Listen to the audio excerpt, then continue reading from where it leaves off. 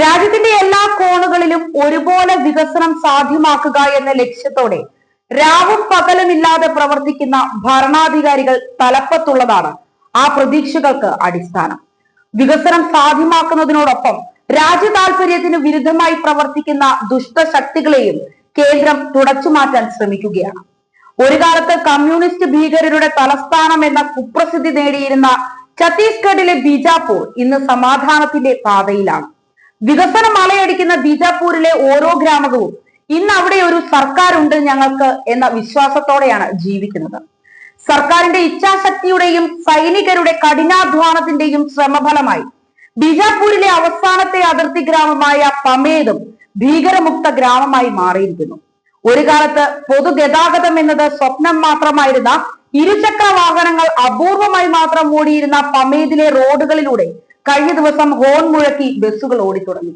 നീണ്ട 50 വർഷത്തിന് ശേഷം ഗ്രാമപ്രദേശത്ത് പാസഞ്ചർ ബസ് സർവീസ് ആരംഭിച്ചിരിക്കുകയാണ്.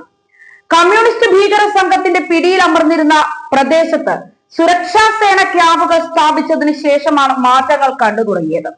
സൈന്യത്തിനൊപ്പം ഇച്ഛാശക്തിയോടെ ഇരട്ട എഞ്ചിൻ സർക്കാർ എണ്ണയിട്ട യന്ത്രം പോലെ പ്രവർത്തിച്ചപ്പോൾ ഗ്രാമം ഭീകര വിമുക്തമായി.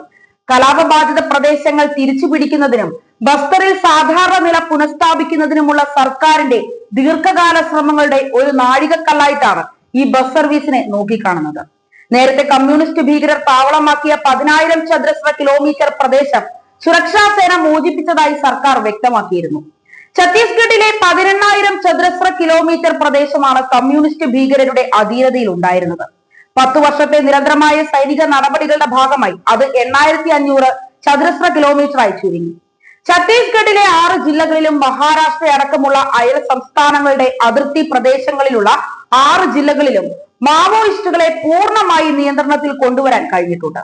2026 മാർച്ചോടെ ഈ പ്രദേശങ്ങൾ മാവോയിസ്റ്റ് മുക്തമാക്കുകയാണ് കേന്ദ്ര സർക്കാർ മുന്നോട്ട് വെച്ചിരിക്കുന്ന ലക്ഷ്യം.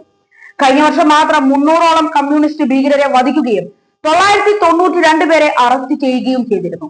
837 പേരാണ് ആയുധം വെച്ച് കീഴടങ്ങിയത്. പ്രതിരോധത്തിന് പകരം ആക്രമണ സമീപനം, കേന്ദ്ര സംസ്ഥാന ഏജൻസികളുടെ ഏകോപനം, കമ്മ്യൂണിസ്റ്റ് ഭീകരരുടെ ആധിപത്യ ഗ്രാമങ്ങളിൽ വികസനം എത്തിക്കുക എന്ന ത്രിമാന നീക്കമാണ് വിജയത്തിലെത്തിയത്.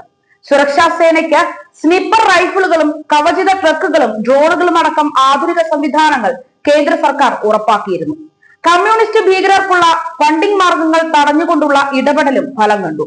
കമ്മ്യൂണിസ്റ്റ് ഭീകരരെ പേടിക്കാതെ സൈന്യത്തിലും സർക്കാരിലും വിശ്വാസമർപ്പിച്ച് ജനം കൂടെ നിന്നതോടെ കാര്യങ്ങൾ എളുപ്പമായി മാറി.